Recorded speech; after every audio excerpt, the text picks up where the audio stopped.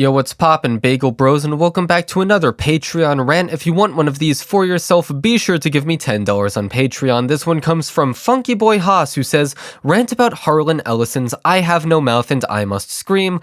Before anyone says anything, I already got Crunchy's approval for this rant." So yes, I know I say that I don't rant about pieces of media I haven't seen, consumed, listened to, etc. yet. However, I did make an exception for this one because he sent me the audiobook and it was only 40 minutes long. And I was originally going to listen to the audiobook, and I probably should have because, as it turns out, I only figured this out after I finished reading the book. Harlan Ellison himself commentated the audiobook, and so I imagine, that is a fun idea. I do think that would have been fun. However, I did read it like a good old-fashioned book, and so my thoughts are derived therein. I didn't like it very much. I'ma be real with you. And a lot of that comes down to the style of writing that it has. So, I Have No Mouth and I Must Scream is it feels stream of consciousness. There's rarely much attempt to set a scene. You sort of just are immediately, the way I would describe it best, and I know these are going to be difficult terms to describe, right? But the way I can best describe it is, it's very and then this happened, and then there was suddenly a hurricane, and there's no attempt to there's very little description of the landscape even. I don't know what the world they're inhabiting looks like beyond there are a bunch of computer parts. It is extremely sparse on actual background details. It's just, and then this happened, and then that happened, and very much you get into it immediately, but at the same time, it's hard to anchor yourself in any of the prose or the world or anything like that.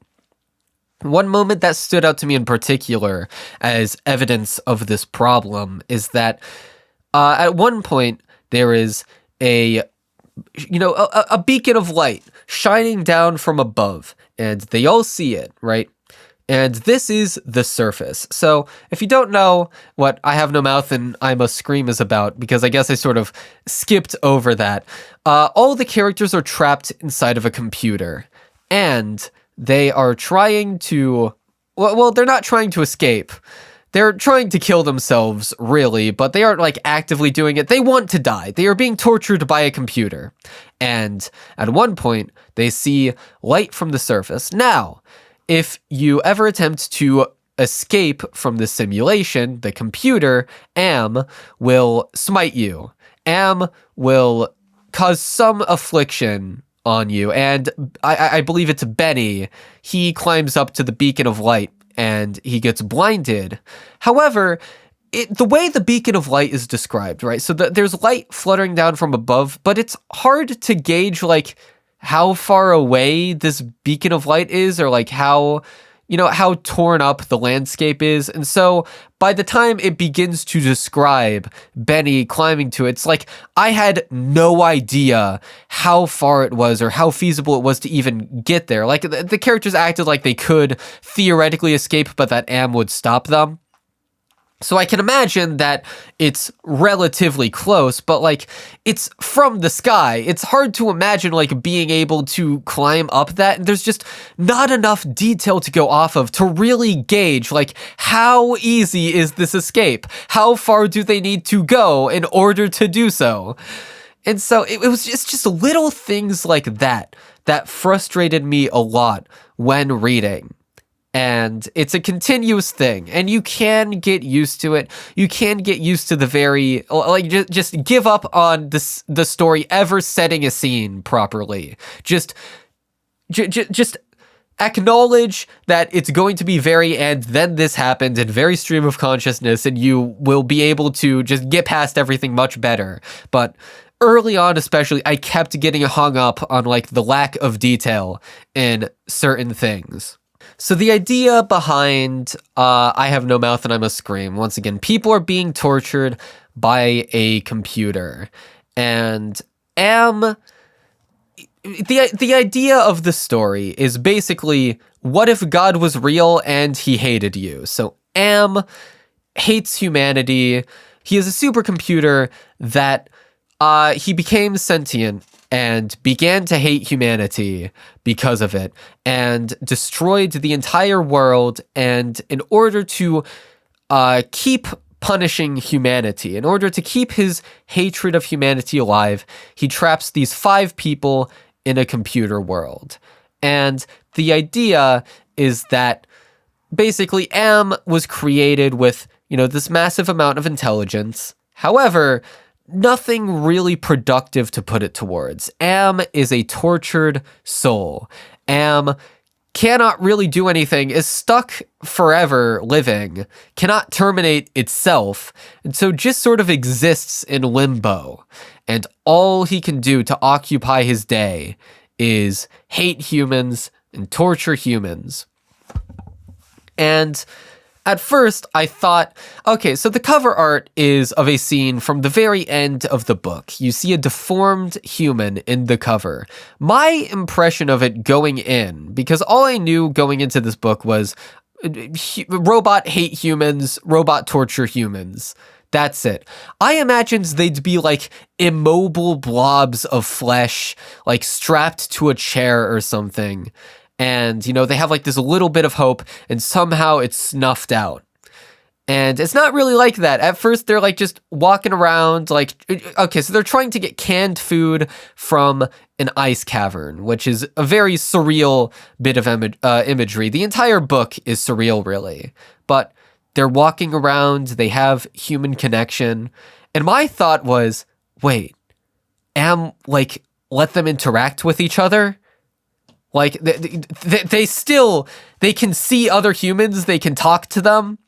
Because the best way to torture a human is to just deprive them of social contact, right? So I was like, that's like a huge oversight in your torturing, right? And obviously, like, Am is just doing it for its own amusement. But even still, I was like, I could probably come up with a more miserable situation in my head. My miserable situation would be you are deprived of human contact. And I guess, like, I don't know if this is really a good criticism of the book, but I guess it gets to this deeper disconnect with how I engaged with it compared to what it seemed like everyone else did. Because I was reading some of the reception to the book online after finishing it, and a lot of people were like, oh, it's so haunting. It's so scary. Ooh. And I was like, I wasn't really scared. I wasn't really that horrified. The images that come in my mind are way more horrifying than this book. Like, don't get me wrong. If I was put into the world of this book, I would hate myself. I would hate life. I would hate everything. Right? Everything would suck if I lived here, but I don't. And I can imagine way worse things than anything that happens in this book, and have done so. Like, I'm not impressed by, and then a hurricane happened and they were blown away. It's literally as quick as, and then a hurricane happened and it was blown away. And for a malevolent god, like, once again, I didn't think most of the things that happened were like as cruel as things I could probably imagine. Once again, the basic oversight of, they can interact with each other. I guess the most fucked up thing about the book is what happens with, what was her name? Oh no, the only girl in the group. And it's sort of implied, right? So she fucks all of them, like, on a regular basis. And I was, the way this is set up is so, maybe it's like, maybe it's just because this book is from 1967, but I did not know what was happening at first. So let me get okay, so the exact line is, she took me twice out of turn. Even that ceased to matter, or even that had ceased to matter, and she never came, so why bother? And it was only at the part where I read, and she never came, that I was like, wait, they're fucking. Wait, but what the fuck does she took me twice out of turn mean? I believe it means that she takes turns fucking them. And it's sort of implied that it's like, it's never explicitly depicted as sexual assault, but the idea is that she doesn't really want to have sex with anyone except Benny. It is made extremely clear in the prose that for whatever reason, Benny has a huge dick. Am specifically gave him this huge dick. And so fucking the girl likes fucking him. I don't know why that's part of the book. But, you know, basically they fuck her. And she sort of does it out of obligation, I guess. And it's like one of two things, either, because like you can imagine people being stuck together for hundreds of years, like at some point they're probably going to fuck. And so, like maybe it's like their one bit of solace in this situation or whatever, although the narrator doesn't seem to like it. It seems to be more so that Am, because it's described that Am enjoys watching them fuck for whatever reason, which...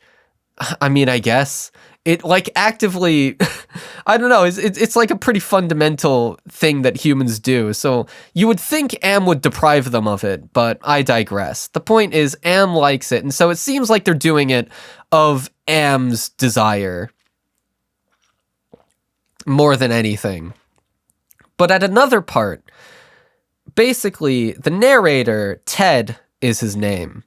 He's describing that Am has robbed them all of something, except him, which is a lie, because he is extremely paranoid that everyone hates him, which suddenly happens and then is never brought up again and is never relevant again. So I don't, I don't know. The book is very disconnected, but anyway, he's describing like what each of their deficiencies is. One of them has gone in, like one of them has lost their intellect, and by the end of the book, their sight.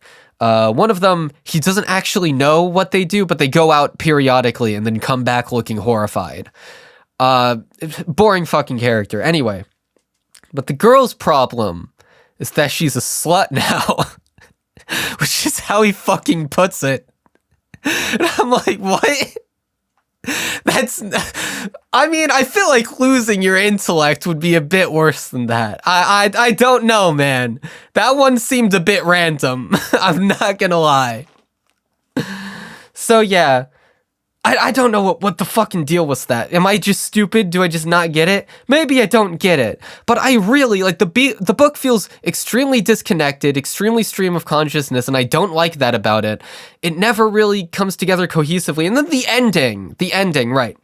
So Ted decides that the only way they're going to escape is dying, and so he eventually kills everyone else except himself. And the way he does it is because at some point, they're in this ice cave, right? They try to open the can to the food. They aren't able to.